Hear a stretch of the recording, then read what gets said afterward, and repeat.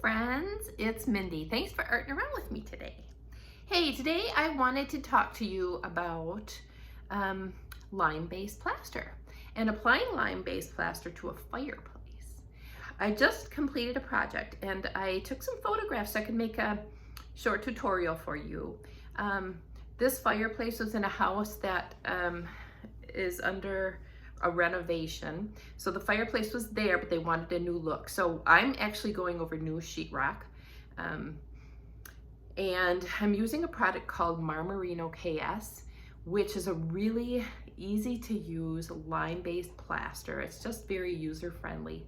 The client did not want a very shiny finish, where a lot of lime-based plasters, or some lime-based plasters, can be burnished up to a very high sheen where you can actually see yourself like a mirror. They wanted more of a matte finish with just a little bit of movement and a little bit of sheen. So Marmorino KS was perfect for this situation. So watch my tutorial, let me know what you think, and let me know if you have any questions. I think you're gonna like this. Lime-based plaster is huge right now, but it's also an age-old product and technique, okay? It's been around for centuries and centuries. So it's always really cool to have something natural based in your house. So this may be just the ticket for you. Check it out.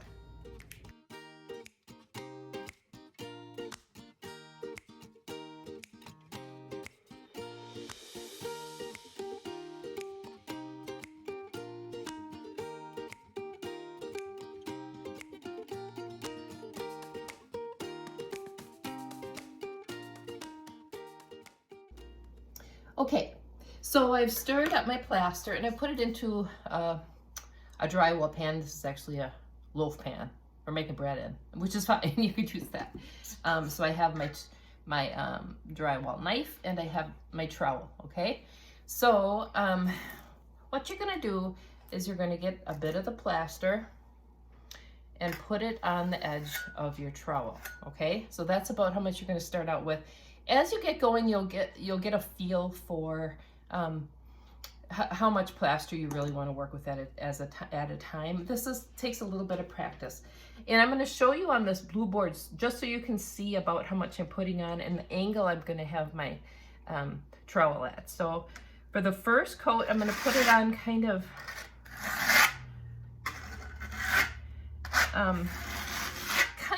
thick and kind of skippy, okay? Because this first coat is called the DNA coat, which means it's going to establish a pattern that actually the next coat will transfer a bit through, okay? So we want to have a little bit of interest, okay? Always work into your wet plaster, because if you start here inside of your wet plaster, you're gonna have a line, okay? Which, you know, you would just have to keep messing around with that. But normally, just kind of the rule of thumb is to work into your wet plaster. Take your time, okay? A lot of people who do this lime plastering every day can just really whip this out. And I don't do a lot of lime plastering, so when I do it, I give myself permission to just take my time, okay? Also have a wet rag close by to keep your tools clean and to keep your hands clean. As a matter of fact, probably the best thing to do is to wear gloves, okay? Okay, so the other thing you can do instead of using a bread pan, and this is the way I was taught because I grew up in a drywall family, is instead of having a bread pan, have it on this is called a hawk, okay? So if you wanted to use a hawk instead, you would then just scrape some off this way, okay? And then apply it. Tomorrow, you're gonna then let this dry overnight.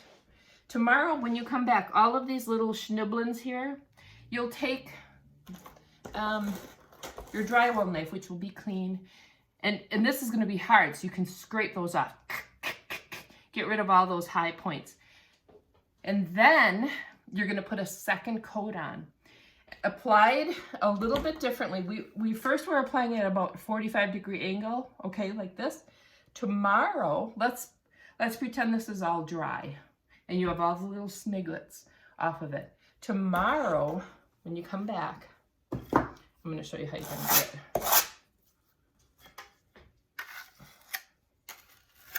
Okay, same product, everything. Tomorrow, we're gonna do 100% coverage with a tighter pull. So tomorrow, it's gonna be like this.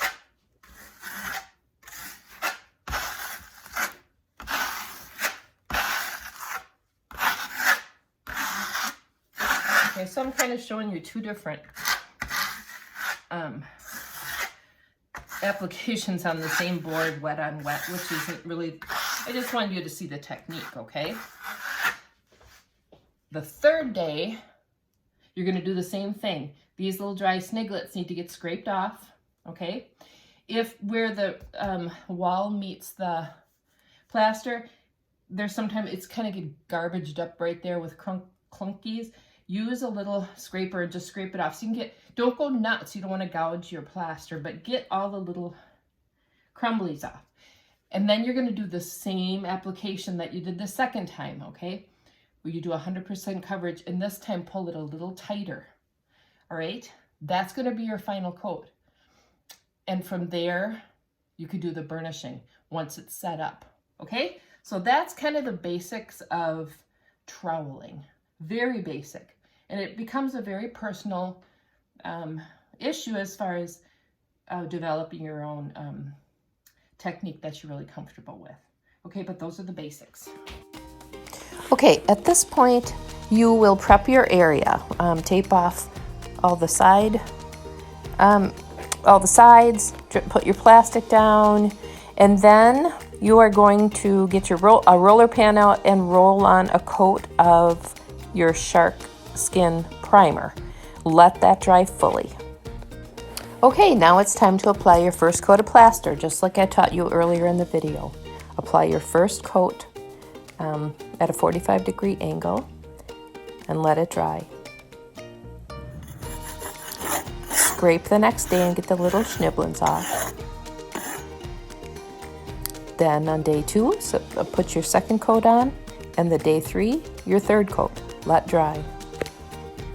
Okay, you have your third coat of plaster on, so the work is mainly done. Obviously, you're working on the top of the fireplace in the same technique that you've been doing at the bottom. So now I would recommend that you clean the area up. If you haven't pulled your tape yet, get an X-Acto knife, score the tape, pull the tape, clean up your area, vacuum, and get ready for some burnishing and then for the sealing. Now we burnish. So you just pull your trowel firmly across the plaster. Watch it from the side so you can see what's happening, and it will start to develop some shininess. See? Isn't that beautiful? Finally, we're going to apply a sealer. The sealer that I used is a Masonry Sealer, and it's very easy to apply with a spray bottle. Spray, spray, spray, spritz, spritz, spritz, and then I went behind it with a chip brush just so it was covered completely. Make sure that the area is very well taped off. You don't want this stuff dripping onto the floor or into the fireplace or anywhere else. So make sure you tape and plastic everything off very well before you do this, and catch all the drips. It will dry relatively quickly. I would still give it overnight, but it dries and disappears. And so even though it's dark as it's wet, it'll come back to the way it was when you burnished it before you started to spray the sealer on. If anything, it may have just a touch more shine to it, but that's it. Yay, we did it! We finished the fireplace. It's beautiful. In real life, I wish you could see it. It's just so rich and just has a very mild sheen to it. It's perfect. I did the range hood to match. Hey, I hope you liked the video, and I hope you learned a lot about Lime Venetian Plaster. The Marmorino KS is just really a fun product to work with. I will say, I would recommend that you do a sample board before you go ahead and do your fireplace. You can buy pieces of masonite at box stores and have them cut them down to size or whatever, and then use your Sharkgrip primer as a primer, and then make a sample so you can kind of get the feel for what you're doing. That's what I'd recommend, or just go for it. Okay, have fun. Until next time, hey, and subscribe if you haven't yet. Thank you.